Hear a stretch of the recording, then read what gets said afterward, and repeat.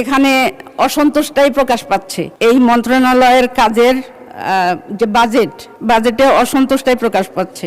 হিসাবের খাত 131, শ্রম ও কর্মসংস্থান মন্ত্রণালয় শিরোনামাধীন 29 নম্বর দাবি হ্রাস করিয়া 1 টাকা করা হোক। আমি দেখতে পাচ্ছি আমার 2টা জেলা, নোয়াখালী জেলার কোম্পানিগঞ্জের মুসাফুরে ফেনী নদীর ভাঙনে শত শত বাড়িঘর বিলীন হয়ে যাচ্ছে, হাজার হাজার মানুষ গৃহহারা হচ্ছে। মাননীয় মন্ত্রী, আপনি ছাঁটাই প্রস্তাবটির উপরে বক্তব্য রাখতে পারেন।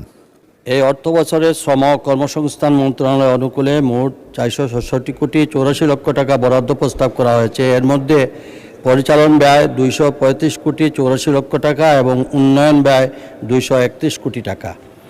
প্রস্তাবিত এই বরাদ্দের মাধ্যমে শ্রমিকের নিরাপদ, স্বাস্থ্যসম্মত সুবন কর্মপরিবেশ নিশ্চিতকরণ, শ্রম আইন বাস্তবায়ন, শিল্প খাতে সুষ্ঠু শ্রম সম্পর্ক বজায় রাখা, শ্রমিক কল্যাণ কার্যক্রম সম্প্রসারণ এবং শ্রম প্রশাসনের ডিজিটাল রূপান্তরকে আরও শক্তিশালী করা হবে।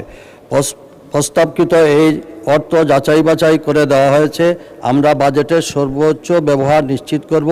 ছাঁটাই প্রস্তাব না গ্রহণ করে মাননীয় স্পিকার কর্মসংস্থান মন্ত্রণালয়ের অনুকূলে প্রস্তাবিত 466 কোটি 84 লক্ষ টাকার দাবিটি এই সম্মানিত সংসদে গৃহীত হওয়ার জন্য বিনীত আবেদন জানাচ্ছি।